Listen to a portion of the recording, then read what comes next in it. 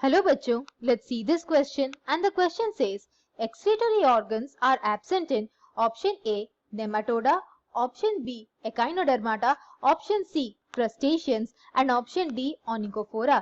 हमारा क्वेश्चन यहाँ पर ये पूछ रहा है कि एक्सक्रीटोरी ऑर्गन्स या फिर एक्सक्रीटोरी सिस्टम किस ऑर्गेनिज्म में एब्सेंट होता है इन ऑप्शन में से। और ऑप्शंस दिए गए हैं, पहला ऑप्शन नेमाटोडा, दूसरा ऑप्शन एकाइनोडर्माटा, तीसरा ऑप्शन क्रस्टेशियंस और चौथा ऑप्शन ओनिकोफोरा।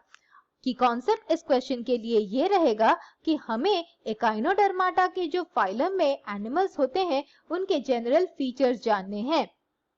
एकाइनोडर्माटा के जो फाइलम होते हैं उनमें जो एनिमल्स होते हैं वो एक्सक्लूसिवली मराइन एनिमल्स होते हैं। इनमें कैरेक्टरिस्टिक फीचर्स कुछ होती हैं। एक कैरेक्टरिस्टिक फीचर होता है कि इनमें कैल्केरियस स्पाइन्स होती हैं और ये कैल्केरियस स्पाइन्स जो होती हैं वो कहलाती हैं एंडोस्केलेटन और ये कैरेक्टरिस्टिक फीचर होता है एकाइनोडर्माटा के सारे एनिमल्स के।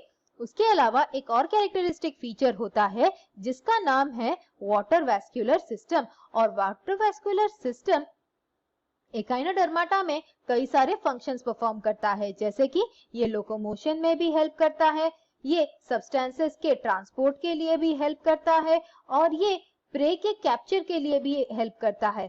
उसके अलावा एक और बॉडी फंक्शन ये परफॉर्म करता है जो कि है रेस्पिरेशन। ये बहुत ही इंपॉर्टेंट स्ट्रक्चर होता है एकाइनोडर्माटा के लिए। और बाकी जो फीचर्स होते हैं जैसे कि यहाँ पर डाइजेस्टिव सिस्टम जो होता है वो कंप्लीट होता है, यानी कि ये स्टार्ट होता है माउथ से और एंड करता है एनस पे।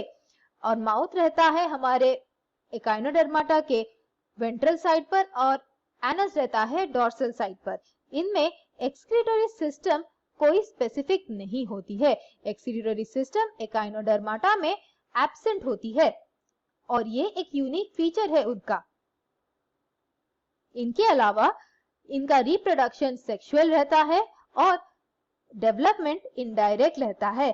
इनडायरेक्ट डेवलपमेंट यानी कि इनमें एक लार्वल स्टेज रहता है जो कि फ्री स्विमिंग होता है और ये लार्वा अडल्ट से काफी डिफरेंट होता है।